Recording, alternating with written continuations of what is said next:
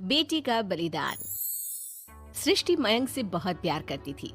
वो उसके साथ अपने सुनहरे भविष्य के सपने देखती। लेकिन जब ये बात उसके माता पिता को पता चलती है, सृष्टि, तुम घर वापस आ जाओ, कोई जरूरी काम है।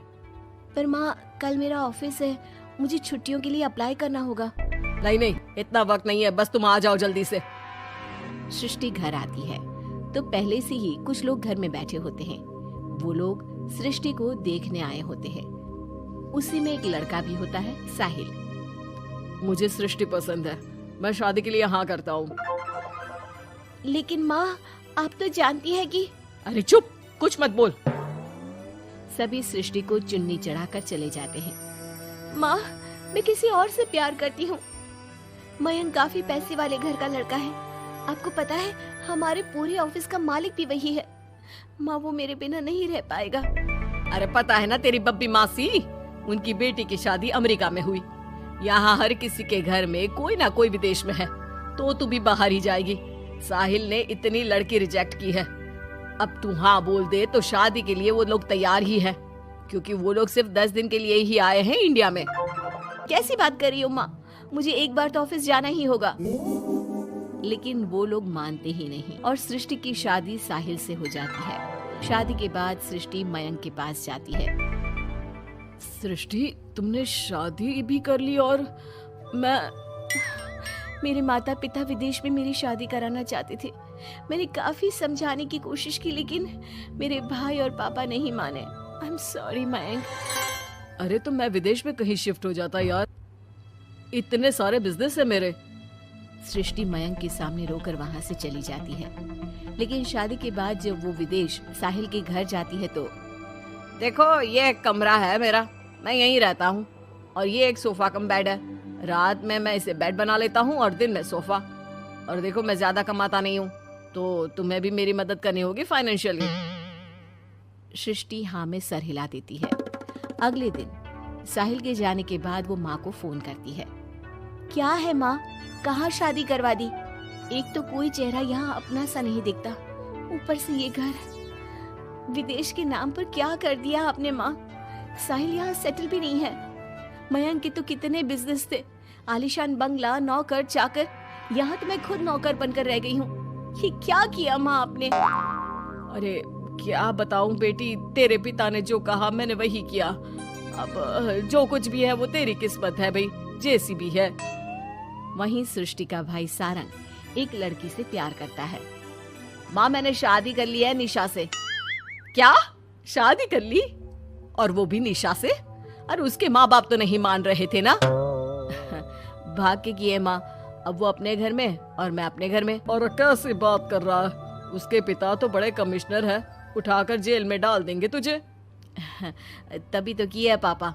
और ऐसे कैसे डाल देंगे जेल में? लड़की उनकी भी बालिग है। अरे पर बेटा, वो लड़की ठीक नहीं है। देखो, किसी लड़की के बारे में ये बात मत बोलो। तुम्हारा लड़का ठीक है क्या? काश मैंने सृष्टि की शादी भी उसकी पसंद से की होती, तो आज मुझे इतना रोना तो ना आता।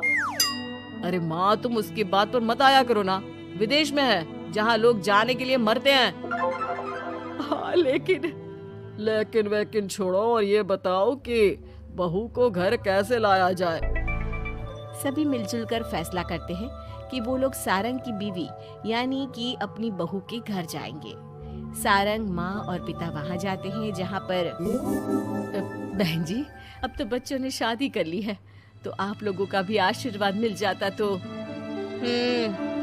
पता चला हम लोगों को भी। देखिए, मुश्किल है कि हम उसे आप लोगों के घर भेजें। हैं? ऐसे कैसे मुश्किल है? और क्यों नहीं भेजेंगे? बीवी है वो मेरी, भेजना तो पड़ेगा ही। लड़के को बहला फुसला कर भगाने के आरोप में अंदर कर दे क्या? अरे देखिए साहब, इतना कानून तो हमें भी आता है। आपकी लड़की कोई नाबालिग नहीं है। तभी वहाँ निशा आ जाती है। रुकिए मम्मी पापा, सारंग में कोई कमी नहीं है। हम लोग इसे कोई बिजनेस खुलवा देंगे ना। देखो, एक बात बता देती हूँ, मुझे तुम्हारे घर नहीं जाना। अरे ऐसी कैसी बात कर रही हो? हम लोगों ने शादी की है, पति पत्नी है हम दोनों, और क्यों नहीं जाना? तो फिर शादी क्यों की? शादी इसलिए की क्योंकि तुम मुझे अच्छे लगे, लेकिन इतना बड़ा घर शान और शौकत छोड़कर तुम्हारे साथ आने के लिए मैं रेडी नहीं हूँ। एक तो तुम्हारा घर जिस मोहल्ले में है वो मोहल्ला बहुत खराब है, वहीं से शायद हमारी काम वाली भी आती है ना माँ? हाँ हाँ, इन्हीं लोगों के पीछे वाली गली से आती है कमला। देखो सारंग, पापा हम लोगों को आराम से पॉश कॉलोनी में फ्लैट दिला देंगे, काम भी शुरू करवा देंगे, तो तुम हम लोगों के साथ रहो। रही बात माँ पापा की तुम्हारे, तो रोका किसने है?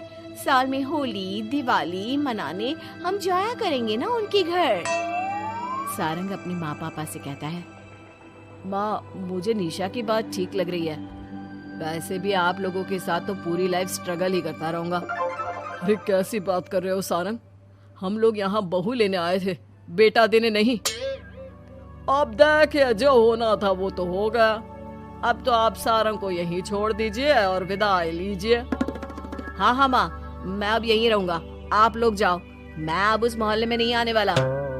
सारंग के माता पिता वहां से चले जाते हैं। अब जब भी माँ सारंग को फोन करती तो या तो वो फोन काट देता या उठाता ही नहीं। एक बार सारंग के माता पिता काफी बीमार होते हैं कि तभी उन लोगों के पास सृष्टि का फोन आता है। कैसी हो माँ?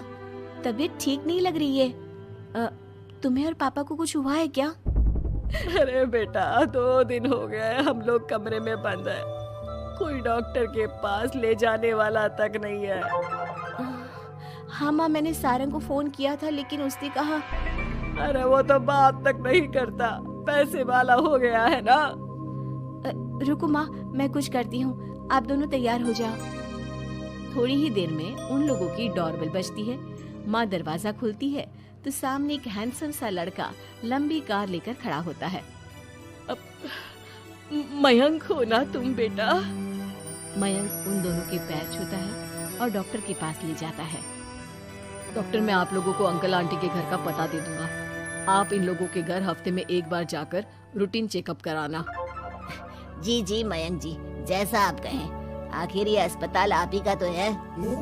मयंक का रुतबा देखकर माँ बाप को अफसोस होता है कि क्यों उन लोगों ने विदेश के नाम पर बेटी को बाहर भेज दिया, लेकिन बेटी ने भी उनका मान रखा। चाहती तो निशा की तरह भागकर वो भी शादी कर सकती थी। क्या सोच रहे हैं आप लोग? चलिए मैं आप लोगों को घर छोड़ देता हूँ। और हाँ, मैं और सृष्टि आज भी अच्छे दोस्त हैं, तो आप लोगों को कोई भी समस्या हो तो फोन कर दीजिएगा।